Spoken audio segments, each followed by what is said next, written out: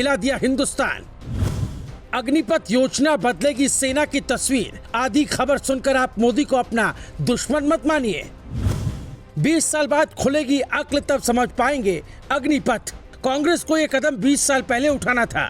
जिस योजना को समझना चाहिए उस योजना पर देश उलझ कैसे गया। सेना में सिर्फ 4 साल की नौकरी, बात हवा में ऐसे फैली कि देखते ही देखते बिहार से लेकर हरियाणा तक विरोध होने लगा। लेकिन क्या आपने एक बार भी सोचा सरकार ऐसा क्यों कर रही है? अग्निपथ योजना पर आए उससे पहले हम आपको कुछ ऐसे आंकड़े दिखाना चाहते हैं जो आपकी आंखें खोल देगा और आप कहेंगे 20 साल बाद देश समझ पाएगा पीएम मोदी ने देश के लिए, देश की जनता से पंगा क्यों लिया था। 1962 में भारत और चीन के बीच युद्ध हुआ था। भारत की शर्मनाक हार हुई थी। जानते क्यों? भारत के पास ना तो सही संख्या में सैनिक थे, न ही हाईटेक हथियार। नतीजा चीन ने हरा दिया था।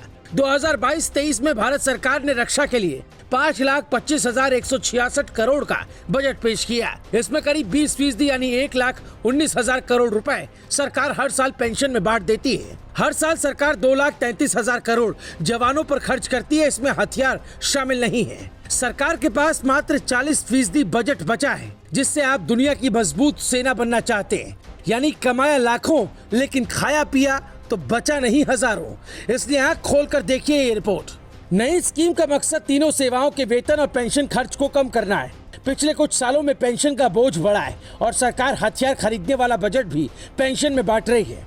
देश हित में तो अग्निपथ फैसला 100% सही लगता है। अगर व्यक्ति विशेष के लिए देखें तो योजना अच्छी नहीं लगेगी। यही कारण है देश के युवा अपने अपने हिसाब से फायदा देखते हुए सड़कों पर उतर आए। विरोध की असली वजह ये भी नहीं है। विरोध की असली वजह है अग्निपथ की उम्र सीमा। आपको याद है जब आप 17 साल के थे तो क्या कर रहे थे? जिस उम्र हम ये डिसाइड नहीं कर पाते उस उम्र सरकार आपको देश की सुरक्षा का जिम्मा दे रही है। दरअसल विरोध के पीछे का तर्क है 17 साल यानी पढ़ाई की उम्र। लेकिन हमने पड़ताल की तो पता चला 17 साल देश में कई नौकरी में जाने का सबसे सही समय होता है। फिर उम्र का विरोध क्यों? अग्निपथ योजना में ही क्यों किया जा रहा है? IIT, PMT, NDA जैसी परीक्षा को आप 17 की उम्र में पास कर अपना भविष्य बना सकते हैं।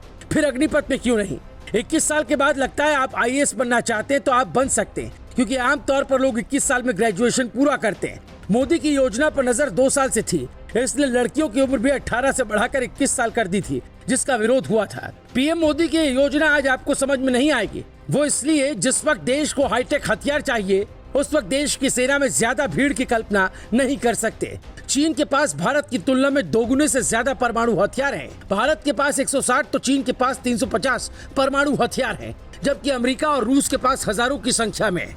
दावा ये तक किया जाता है कि पाकिस्तान में भी भारत से ज्यादा परमाणु हथियार है। पिछले कुछ सालों में चीन ने अपनी लॉन्च क्षमताओं का तेजी से विस्तार किया है, लेकिन भारत सिर्फ भर्ती और भीड़ तक ही अटका रहा। राष्ट्रपति शी जिनपिंग के नेतृत्व में चीन ने अपनी सेना पर बहुत अधिक निवेश किया और आज ये दुनिया की सबसे मजबूत सैन्य ताकत बनने की ओर तेजी से अग्रसर है, जबकि भारत सिर्फ राफेल पर कूद रहा है। वो डील सालों पहले हुई थी। हमें राफेल जैसी कई डील की जरूरत है, लेकिन वो संभव नहीं लगता, क्योंकि भारत में सबको अपने हिसाब से चाहिए नियम और कानून। अब आप तय करिए, देश हित के लिए मोदी का अग्निपथ चाहिए या फिर आपको ये विरोध का तरीका पसंद है। जिस देश की नौकरी करने वाले हैं उसी देश को चोट पहुंचाना राष्ट्र हित में नहीं हो सकता है। Bureau report, global Bharat TV.